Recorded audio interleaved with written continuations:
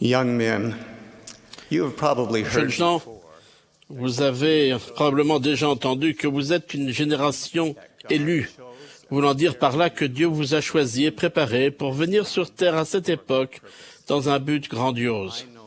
Je sais que c'est vrai. Mais ce soir, je voudrais m'adresser à vous comme étant la génération des choix, car jamais auparavant dans l'histoire des gens n'ont eu la bénédiction de pouvoir faire autant de choix. Plus de choix veut dire plus de possibilités, et plus de possibilités veut dire plus de potentiel de faire le bien, et malheureusement, le mal. Je crois que Dieu vous a envoyé ici à cette époque parce qu'il vous fait confiance pour discerner avec succès parmi la variété déconcertante de choix possibles. En 1974, le président Kimball a dit « Je crois que le Seigneur a hâte de mettre entre nos mains des inventions que nous, profanes, pouvons à peine imaginer. » Fin de citation. Et il l'a fait. Vous grandissez avec l'un des outils les plus profitables et les plus formidables de l'histoire du monde, l'Internet. Il est accompagné d'un éventail de choix très riche. Cette abondance de choix s'accompagne toutefois d'une portion égale de responsabilité. Il facilite à la fois votre accès au meilleur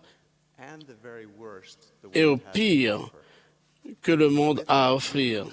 Avec lui, vous pouvez accomplir de grandes choses en un court laps de temps, ou vous pouvez vous retrouver pris dans une spirale sans fin de futilité qui vous font perdre votre temps et affaiblissent votre potentiel. D'un simple clic, vous pouvez avoir accès à tout ce que votre cœur désire. C'est la clé. Quels sont les désirs de votre cœur? Autour de quoi gravitez-vous? Où vos désirs vous mèneront-ils? Souvenez-vous que Dieu accorde aux hommes selon leurs désirs et qu'il jugera tous les hommes selon leurs œuvres, selon le désir de leur cœur. Bruce R. McConkie a dit « Dans un sens réel, bien que figuratif, le livre de vie est le registre des actions des hommes, ce registre étant écrit dans leur propre corps.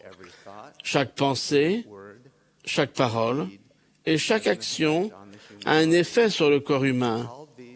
Chacune d'elles laisse sa marque, laquelle peut être lue par l'Éternel aussi facilement que l'on peut lire les mots dans un livre. » Fin de citation.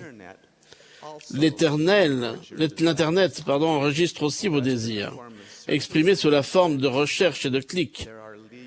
Ils sont légions à attendre de répondre à ces désirs. Quand vous surfez sur Internet, vous laissez des traces.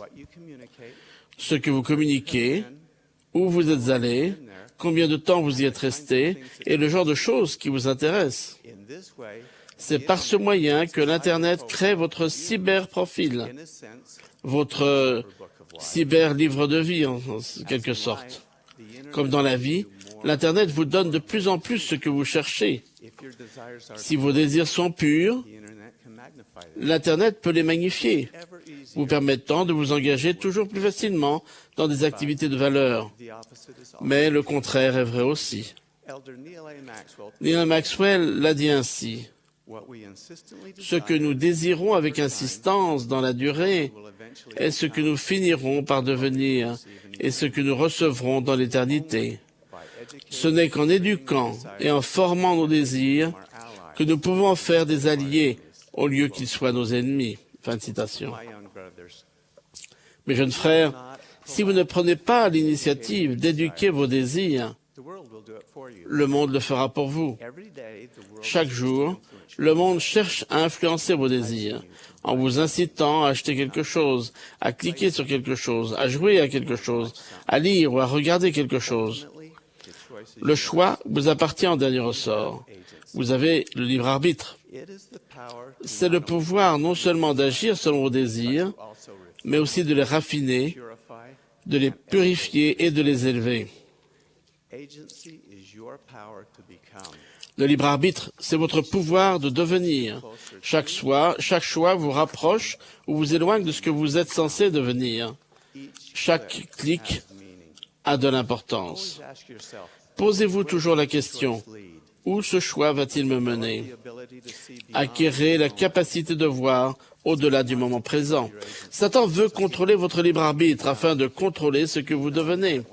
Il sait que l'un des meilleurs moyens de le faire est de vous piéger dans un comportement qui va créer une dépendance.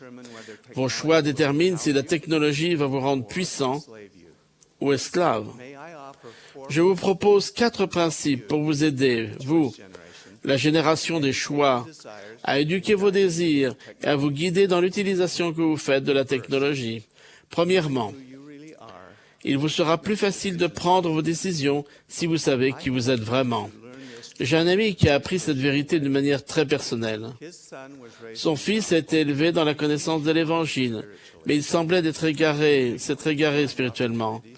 Il déclinait souvent les occasions d'exercer la prêtrise. Ses parents ont été déçus quand il a annoncé qu'il avait décidé de ne pas faire de mission. Mon ami a prié avec ferveur pour son fils, espérant qu'il ait un changement de cœur. Ses espoirs se sont évanouis quand son fils a annoncé qu'il s'était fiancé, allait se marier hors du temple. Le père a supplié son fils de recevoir sa bénédiction patriarcale. Le fils a finalement accepté, mais a insisté pour rencontrer le patriarche seul. Quand il est revenu après la bénédiction, il est apparu bouleversé. Il a pris sa fiancée et l'a emmenée dehors, où il pourrait parler avec elle en privé. Le père a jeté un coup d'œil à la fenêtre et a vu le jeune couple, chacun essuyant les larmes de l'autre. Plus tard, le fils a dit à son père ce qui s'était passé. Très ému, il a expliqué que pendant la bénédiction, il avait eu un aperçu de ce qu'il était dans le monde prémortel. Il avait vu sa vaillance et l'influence qu'il avait exercée pour persuader les autres de suivre le Christ. Sachant qui il était vraiment, comment pourrait-il ne pas faire de mission? Jeunes gens, rappelez-vous qui vous êtes vraiment.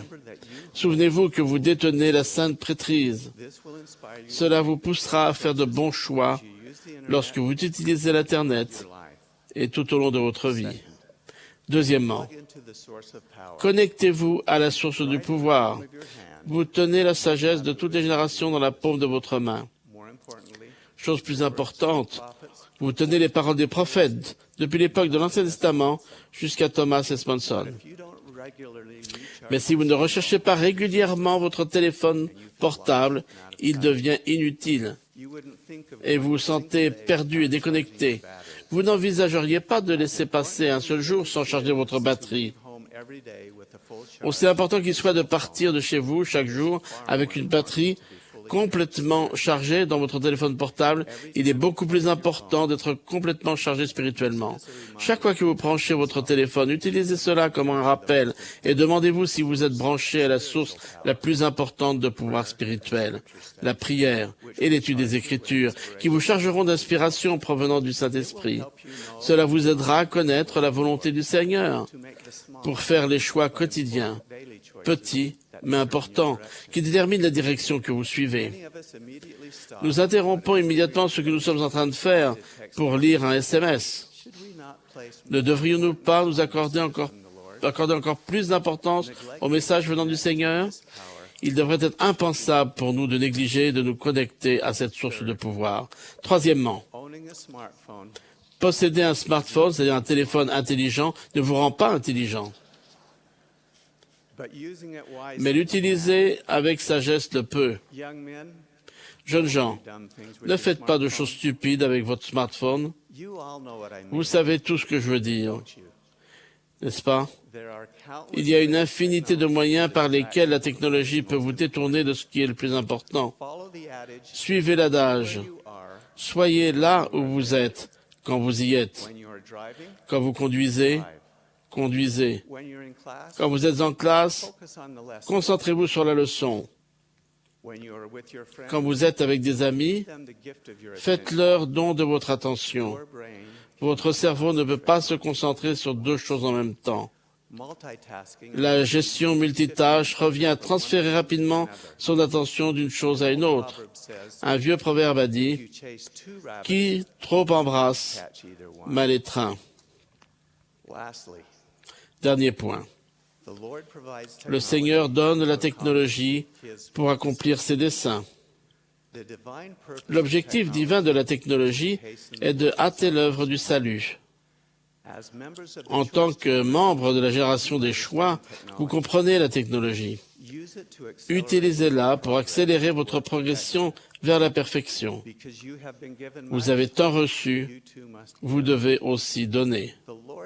Le Seigneur attend de vous que vous utilisiez ces outils formidables pour relever son œuvre au niveau supérieur, pour faire connaître l'Évangile par des moyens qui dépassent l'imagination la plus folle de ma génération. Là où les générations passées exerçaient une influence sur leurs voisins et leurs villes, vous avez le pouvoir de franchir les frontières et d'influencer le monde entier grâce à l'Internet et aux médias sociaux.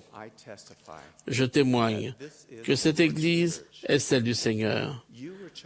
Vous avez été choisis pour prendre part à son œuvre à cette époque parce qu'il vous fait confiance pour faire les bons choix. Vous êtes la génération des choix. Au nom de Jésus-Christ. Amen.